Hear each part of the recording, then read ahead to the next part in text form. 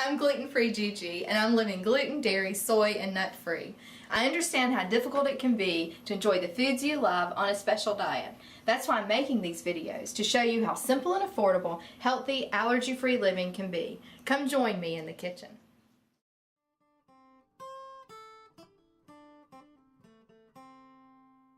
Today we're making honey pear bread with cranberries. I've got my oven preheated to 350 degrees and I've sprayed a 9x5 inch loaf pan lightly with cooking spray. First, before we mix our bread, I want to show you what we do with the cranberries. I have dried cranberries here that I purchased. These are unsweetened and the bread's very sweet, so the unsweetened is great. I've put a half cup of the dried cranberries in about a half cup of water and it will reconstitute the cranberries. So you can see how they get soft and pliable, just like fresh. So we'll set these aside and then we will drain those and use them later in our recipe.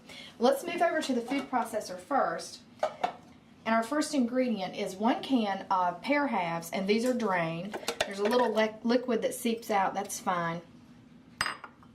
We want to put these in and puree these. And these will be part of our liquid ingredients for our bread.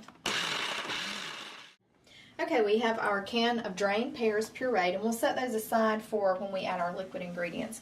So let's get our dry ingredients mixed. We have 3/4 of a cup of white rice flour, 1/2 cup of sorghum flour, we'll have 1/4 cup of millet flour, and we'll have 1/4 of a cup of cornstarch. And if you have a corn allergy, you can go ahead and use tapioca flour in that.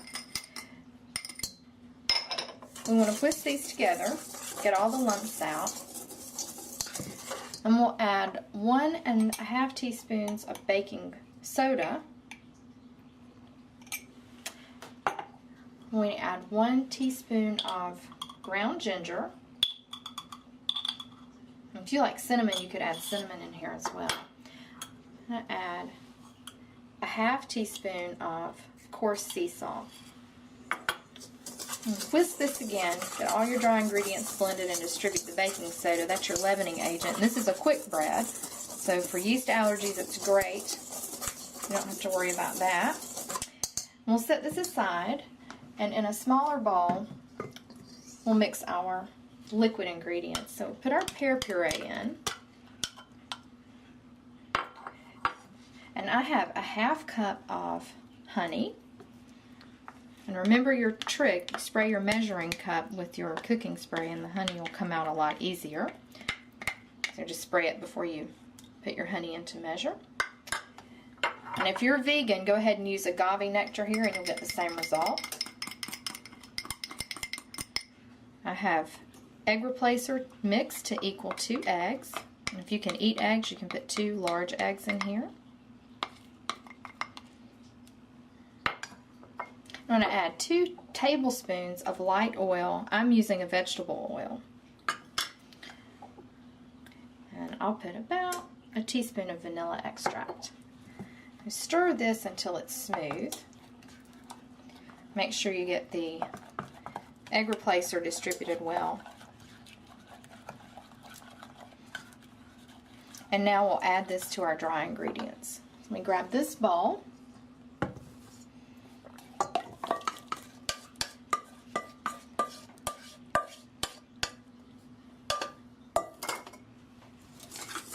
Whisk this together just until it's blended.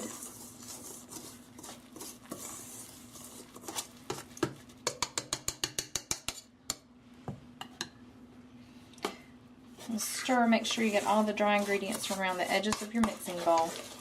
And that looks great. We'll take our cranberries, and I've drained these, and you can see how nice and soft they are. Just took the water right out of them.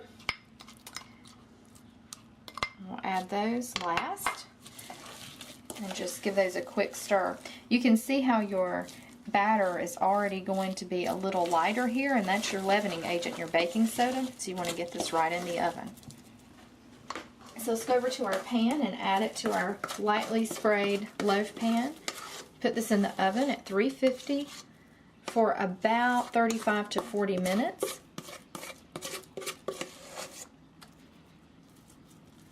Just make sure you spread this out on top. And in the oven it goes. It's been 40 minutes and our bread is ready to come out of the oven. So you want to leave this on the stovetop for about 20 minutes before we take it out of the pan and slice it. Okay, our bread's been cooling for about 20 minutes on the stovetop. So we sprayed our pan with cooking spray before we started. I just put my hand right on top, flip this over, and you can see how easy this comes right out. So just flip it over on your plate. I like to give this another 15 minutes to cool before I slice it up. So here's our finished product for our honey pear bread with cranberries. We cooled it 20 minutes on the stovetop, took it out of our pan, 15 minutes on the plate, and it's ready to slice. For leftovers, you can store these in the freezer, wrapped in wax paper and foil for up to a month. Makes a great grab-and-go breakfast. Hope you enjoy it.